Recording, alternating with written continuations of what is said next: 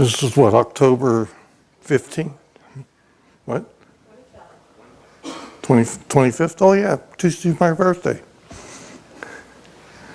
This is Blood Church. My name is David Crider, and I thank you for being here today. A couple of weeks ago, Pastor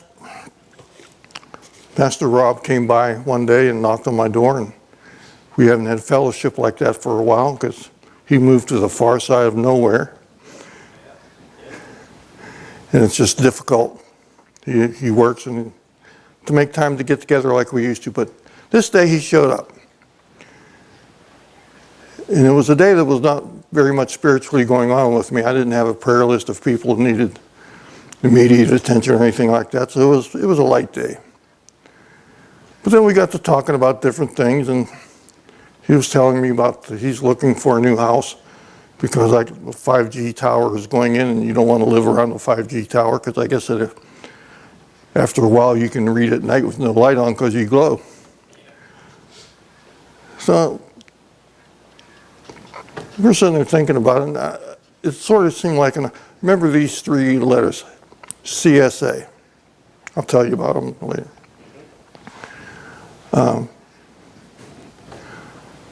Sort of bothered me. And so I asked God about it, because when Rob found the place he lived, God gave him a word that he would give him a house that would be splendid and full of grandeur. Now, everybody's definition of splendid and full of grandeur is different. Some folks, a double-wide mobile home is all that they wanted. And God will give them the best one on the market. Others, it's living in an ivory tower. God will give them that too, depending, you don't know how long they're going to keep that one though. So I'm thinking, I said, God, why'd you do that to him? He said he needs to grow. He needs to pick his eyes up another notch.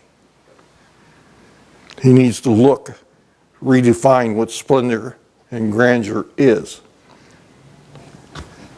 I said, you know he lives in Indiana, right? He said, I know where he lives. I said, you gave him a vision to feed people. He says, I know. He says, why are you telling me what I already know? Okay, so that got me on a little bit of study. I have found it's most prominent in 3 books of the Bible that it teaches in a progression. I made this relation to my wife. When my wife's trying to make a point with me, she lays out the point, then she outlines the point, she gives a summary of the point, and then she tells me what she wants to do about the point, and at the end there's a quiz. So if I'm not paying attention, I'm in it deep. This is sort of how this little stretch in Deuteronomy worked out. I'm in Deuteronomy 6, verse 10. And then shall come about, when the Lord your God brings you into the land, which he swore to your fathers, Abraham, Isaac, and Jacob, to give to you, great and splendid cities which you did not build. And I'm thinking about that. I got a vision for cities. Come to find out, Rob did too. So I'm sitting there thinking, okay. And houses full of all the good things which you did not fill, new cisterns which you did not dig, vineyards, olive trees which you did not plant, you shall eat and be satisfied. Then watch yourself. There's always this little codicil at the end. Then watch yourself so that you do not forget the Lord who brought you out of the land of Egypt and out of the house of slavery. The preceding chapters before that, God's rehearsing the history with the kids of the ones who left Egypt. All the things that he has done for them, all the things that they went through. But he tells me, in the land that I want to give you, heaven on earth.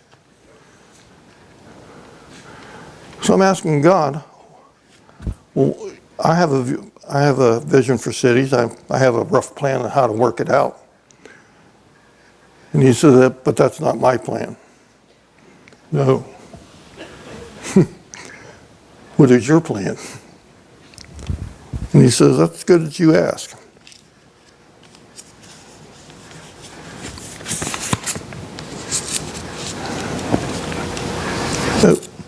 Skip that too far. I put little bookmarks in my Bible, but when I hold the Bible a certain way, they slide. In chapter 8, he's dealing with them. He's telling them, so look, you walked in the land for 40 years. Your clothes did not wear out. Your shoes did not wear out. Your animals didn't, You've had plenty the whole time I fed you. When I didn't feed you, you went hungry, but I fed you manna. I fed you pigeons, whatever. He said, now, if you're going to keep these things, you must walk before me circumspectly. You must keep my word. You must do the things I show you to do. You must be constant. You must be diligent in all that I give you to do. Because here's the truth. If he gave you something to do, you can do it. He has given you the power to do it. It is not laying dormant inside you. It is active. And if you don't do it, you're going to have a problem. Where was I here?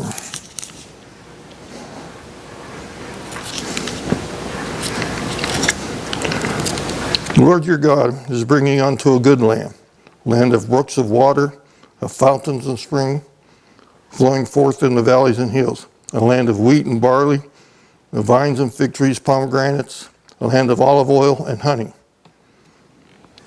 Here again, always talking about food. Rob has a vision to feed people. I have a vision to feed people. Rob was stuck on a conduit of a plan of how he's going to do that. And the Lord gave me the answer for him.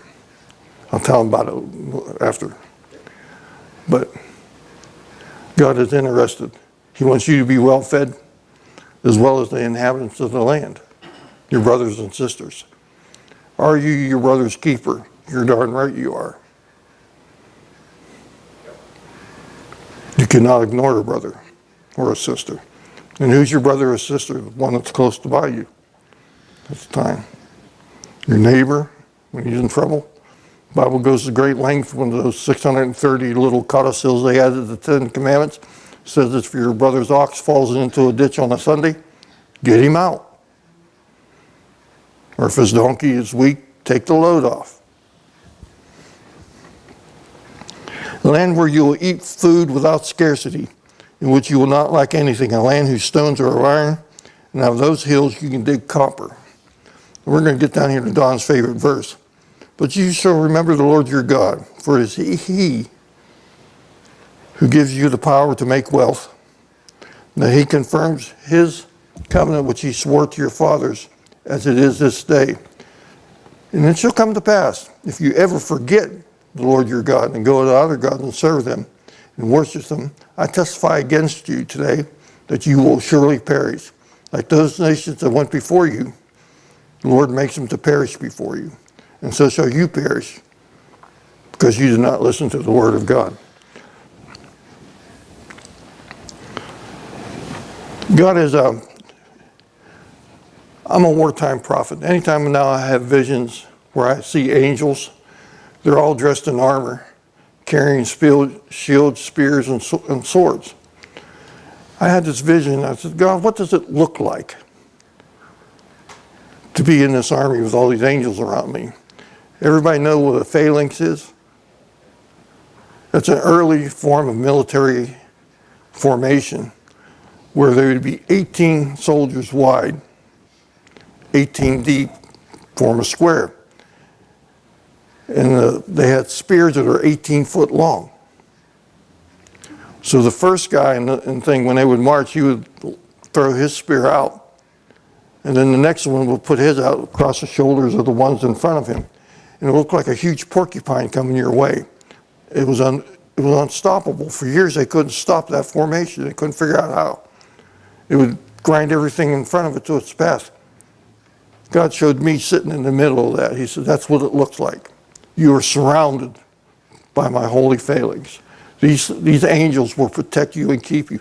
They will slay those things that go before you that will not bend its knee. Now I'm talking spiritual warfare. I'm not talking about people. But it will slay those spirits that lead them people to do things they're not supposed to do. And when you get to these towns, you tear down the high places. You want me to close the bars? No. He said, I do want you to do that, but that's not the first thing. He said, my land has been polluted. Just like it says right here, they've let in the unbeliever. They've made excuses for them. They made a reason that's politically correct that the devil is to be worshipped.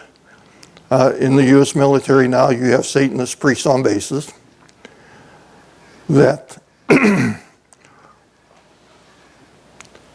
this is not politically correct, but homosexuals are now in leadership in a lot of churches. He says, I want those churches torn down. He said, this cannot be. I said, well, how am I going to do that? He said, you know what kind of trouble I'm going to get into? He said, you get into no trouble. So I have it all planned out. He said, but you will go to this town. The Jewish folks, before I finish that sentence, the Jewish folks have a theory that when this time of the great shaking is coming, there will be men that will be walking down the street and hundreds of people chasing after them, trying to find out what God they serve and trying to find out more about the God they serve so they too can walk in the blessings. The Bible says you shall eat and not be hungry. According to the USDA, there's about 69 days worth of food in storage. That's on a 2,000 calorie a day diet.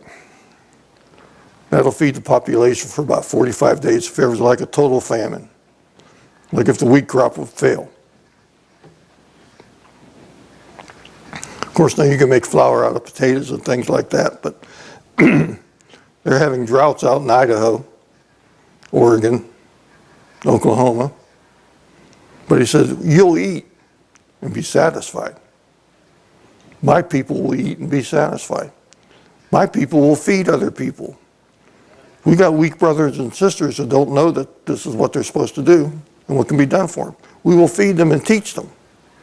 But you got to live your life out in front for God. There can be no doubt when somebody looks at you. If you own God showed me that I would own a city block. And I would have stores in this city block, but I would have people who would run them that lived their life before God. And these stores would prosper, and the stores on the either end of the block, on the other blocks, would fold. And then we would buy those blocks and put things in there. And then at the end of that block, they will fold. He said, you will do away by being kind to people, feeding people, helping people. They got a problem, help them out. You got somebody that they can't get their car fixed, too expensive, or it's not really worth fixing them here, buy them a car. If somebody needs a roof fixed, get a roofer out there to fix it. God said that's what you're to do. You take care of the widows and orphans, and I'll take care of you. What a deal. But this is the war that's going to go on now because the forces are lined up again. I'm sure they're good people. They just don't know any better. Don't want to know any better. They think they know what is good for everybody. And it's not working in their own lives, but they think they know that they should tell. The difference between them and us is we only tell them after they see what God is doing. We bring God before them in a way that can't be disputed. Everybody has their facts, but there's only one truth. Truth never changes. Facts do, but the truth never changes. You always have God on your side. The reason why God's your rear shield is you got to move forward. And as long as you're moving forward, He's right there with you.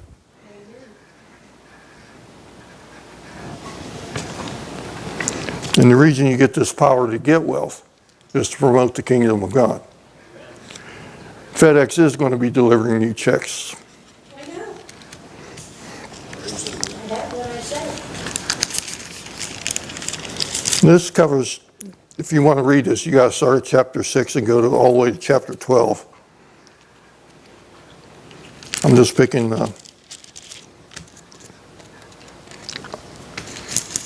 verses that I have underlined here.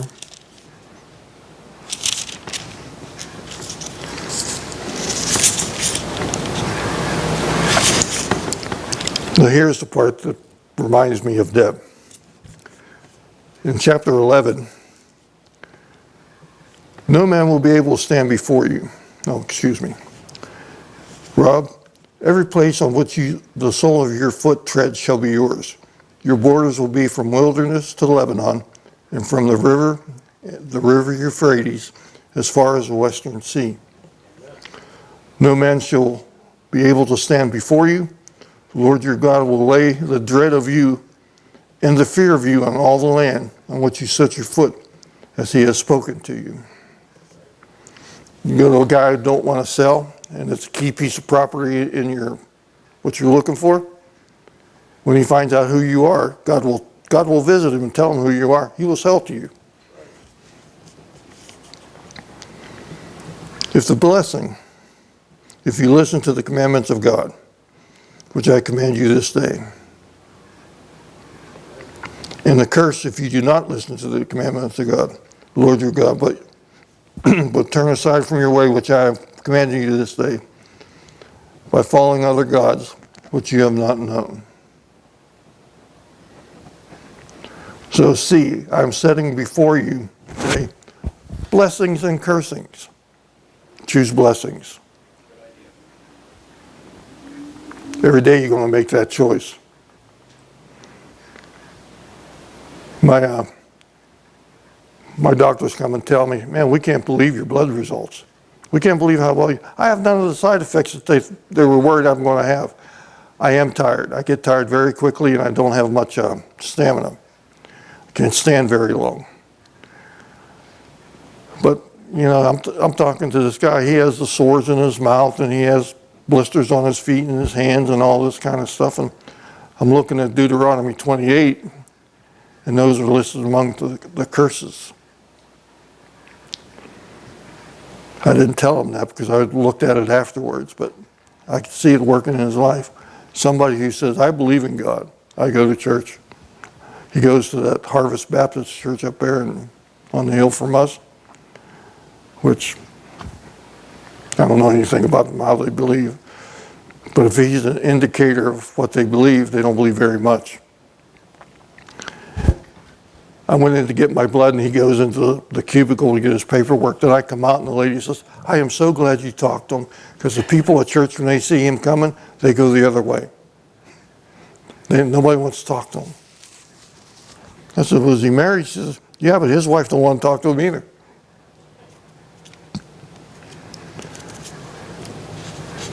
Now,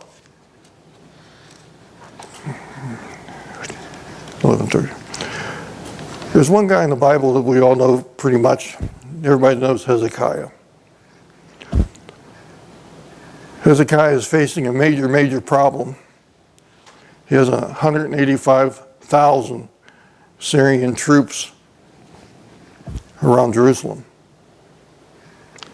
And they're sending emissaries in to talk to him. And Isaiah told them, don't tell your servants not to say a word. So it's irritating the servants. They come in every day with new threats and vague, and then they start promising things and all this kind of stuff. You can find this in Isaiah 36. Finally, Isaiah goes into the temple. He has sackcloth and ashes. He has all the priests do the same thing. And he's praying to God. And Isaiah comes in and says, since you've prayed, God has heard you. He said, tell the kings of Syria that they will go back the way they came in utter desolation. And they will die by their own sword. So Isaiah goes to bed that night thinking, I'm dead. I don't have near that many people. He says, Don't tell the people sitting on the walls any of this you heard. And the Syrians mock him, saying, oh, you're speaking big. You know, you're telling everybody to believe God, but you don't want to do anything to shake them up. That night, the Lord sent one angel and slew 185,000 Syrians. So that makes you a big man on the block. That story gets out. The kings from Syria went back the way they came, and they stopped at a temple to pray to a god that they served, and their servants came in and slew them on their temple. And the altar fell, and they all ran away to another place. But I tell you this because I need to get to Isaiah. I tell you this because this condition is in the land today. There's nothing new under the sun.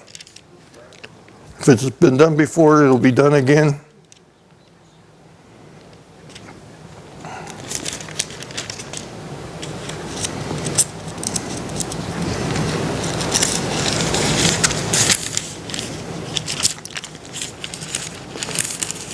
So people are sending Isaiah gifts. They want to be his buddy. He has a God who he serves that listens to his prayers, gave him 15 extra years to live when he was dying.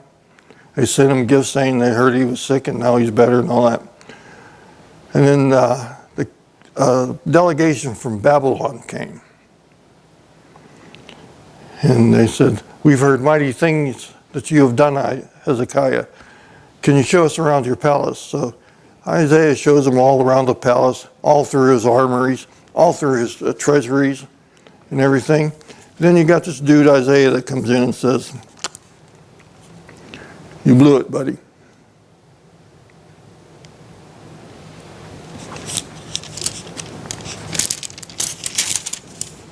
There's a key verse here. I thought I had it underlined.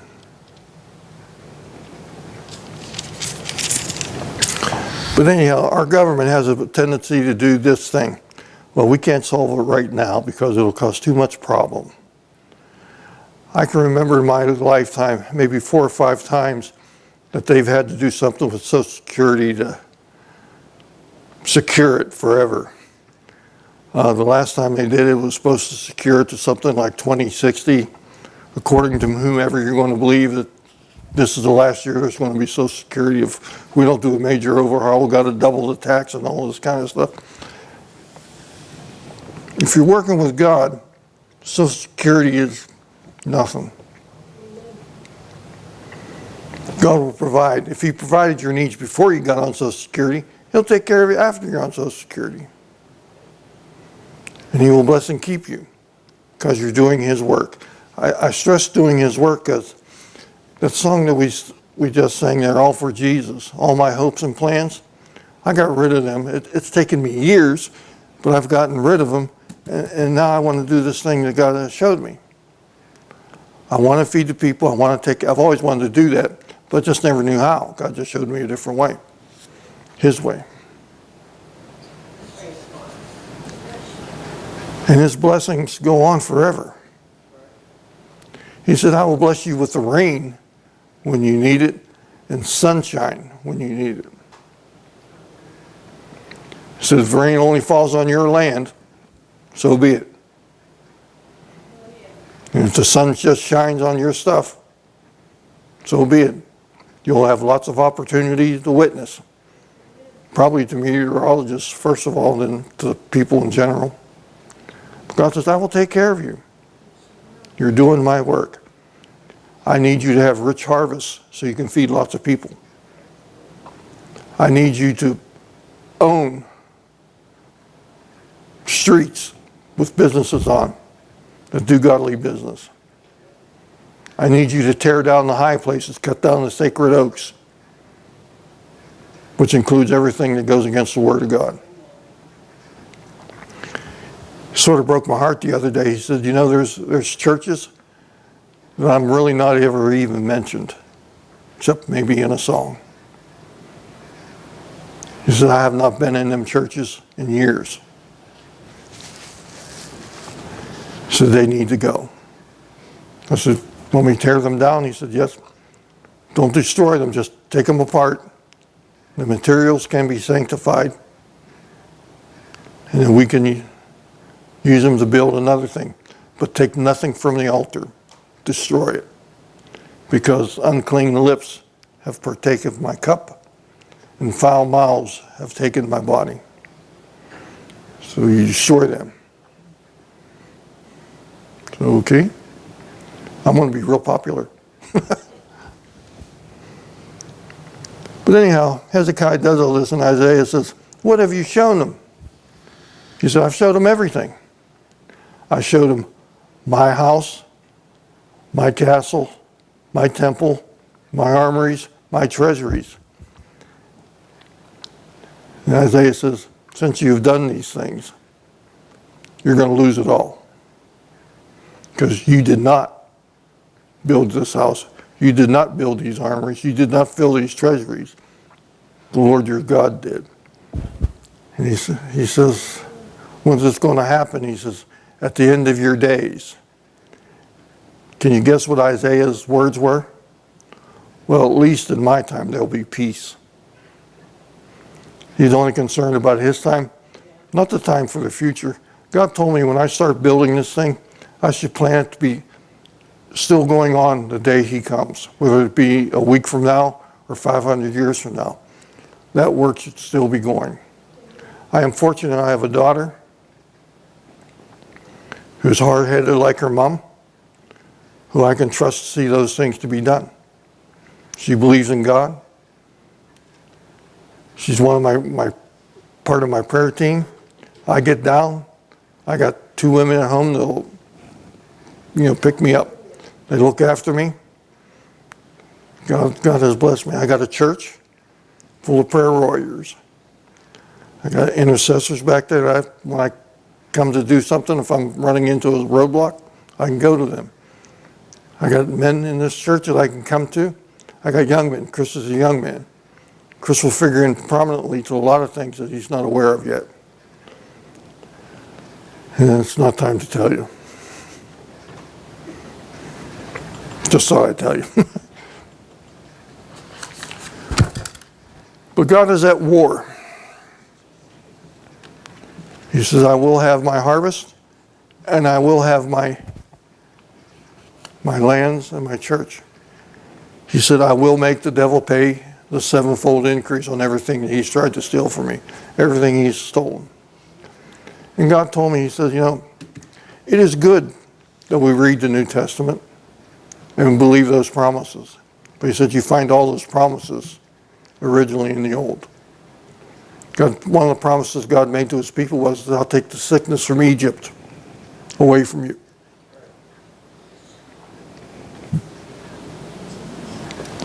I will heal your land. Your lands will be fruitful. Your family will be fruitful. There'll be no, the barren amongst your children or your cattle. But he says, I will prosper you beyond your imagination, because you do my work. Now is not the time. We don't play church anymore. If you're going to come next week to play church, stay at home. Watch somebody on TV.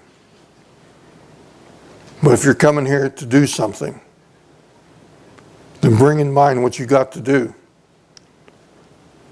and do it. Bring it before God. That is all I have. God bless you all.